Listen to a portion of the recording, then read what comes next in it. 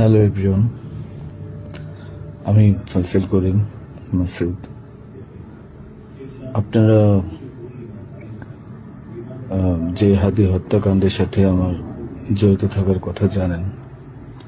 আসলে প্রকৃতপক্ষে আমি হাদি হত্যার এই ঘটনার সাথে কোনোভাবেই জড়িত না। এটা একটা মিথ্যা বানোয়াট, একটা চক্রান্ত, যার কারণে আমি দেশ ছেড়ে চলে আসতে বাধ্য হয়েছি। আমি দেশ ছেড়ে চলে এসেছি এখন দুবাইতে আছি। আমার দুবাইয়ের 5 বছরের মাল্টিপল ভিসা ছিল। যেভাবে হোক অনেক কষ্ট করে দুবাই চলে এসেছি।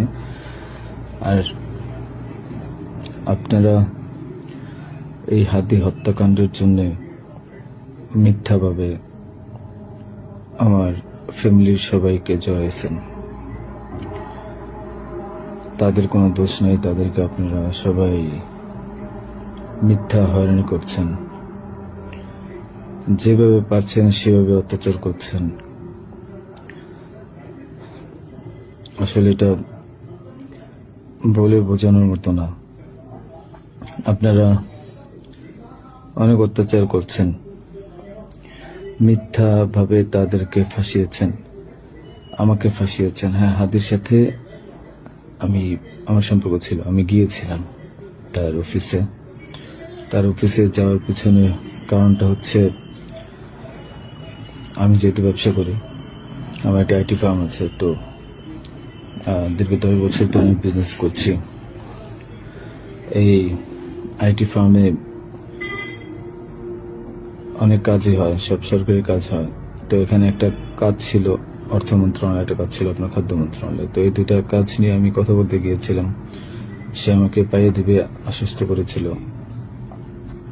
আমি তাকে 5 লাখ টাকাও দিয়েছি, অগ্রিম চেয়েছিল। এবং তার এই যে আপনার যে প্রোগ্রামগুলো, এগুলার ডোনার হিসেবে আমাকে থাকতে বলেছিল। আমি থেকেছি এবং তার প্রোগ্রামগুলোর জন্য যত টাকা লাগতো আমি দিয়েছি। এবং লাস্ট যেদিন শুক্রবার, ওই দিনে তাকে আমি 10,000 টাকা দিয়েছি তার ওই প্রোগ্রামের জন্য। এখন কথা হচ্ছে, আমাকে মিথ্যাভাবে ফাঁসানো হয়েছে। এগুলা যেহেতু হাদির সাথে জামাতের একটা কানেকশন আগে থেকেই ছিল,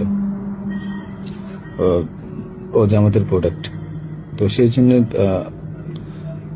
জামাতিরা কোনোভাবে এই ঘটনা ঘটেছে। ওই বাইকের মধ্যে আমি ছিলাম না, এবং ওই বাইকের চালকও আমার কোনো ছোট ভাই ছিল না। আমাদের দুজনকে মিথ্যাভাবে ফাঁসিয়েছে।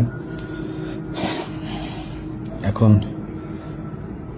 কি বলবো, এই জন্য আমার পরিবার ভুক্তভোগী। আমার পরিবারকে আপনারা মিথ্যাভাবে এত জঘন্যভাবে যে অত্যাচারগুলো করছেন, এটা আসলে কাম্য না। আমি এটার প্রতিবাদ জানাই, তীব্র প্রতিবাদ জানাই। এটার একদিন সুষ্ঠু বিচার হবে।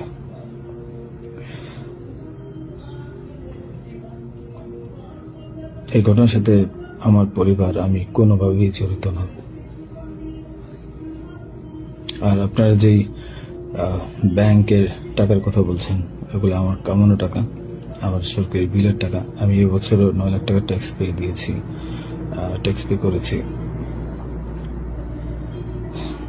প্রতি বছরই আমি গভর্নমেন্টকে ট্যাক্স দিই। এগুলো প্রত্যেকটাই সব